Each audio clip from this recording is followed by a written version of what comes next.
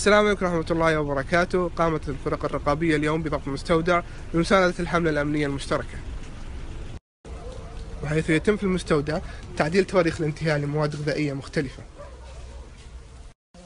وجميع هذه المواد منتهية الصلاحية، ويتم طمس التاريخ السابق وإضافة تاريخ جديد.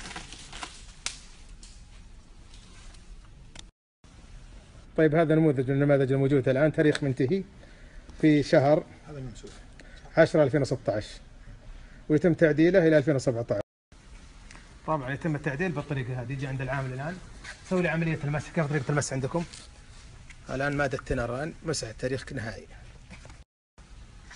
الآن بننتقل للمرحلة الأخيرة، وهي مرحلة طباعة التاريخ الجديد بواسطة ماكينة كمبيوتر الآن متواجدة الآن عند الموقع.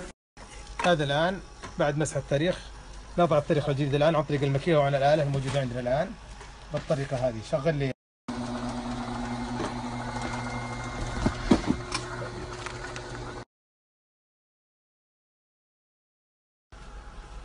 هذه الماكينة والكمبيوتر، يتم تعديل التواريخ من هنا حسب الوقت وحسب التاريخ وحسب نوع المنتج.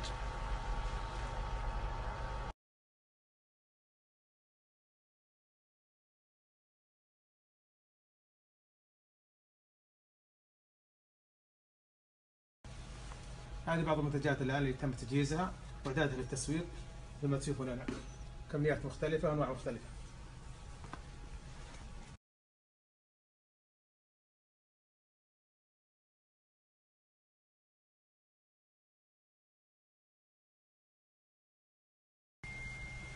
طبعا يتم ضبطها هنا مواد غذائية مختلفة، حليب سائل، حليب بودرة، حلويات أطفال، عندك فول، حمص.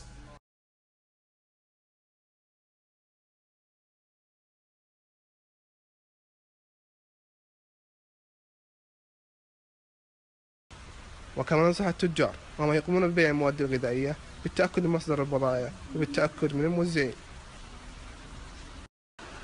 وفي الختام نشكر الفرق الرقابية والحملة الأمنية المشتركة بمنطقة الرياض على جهودهم التي قدموها.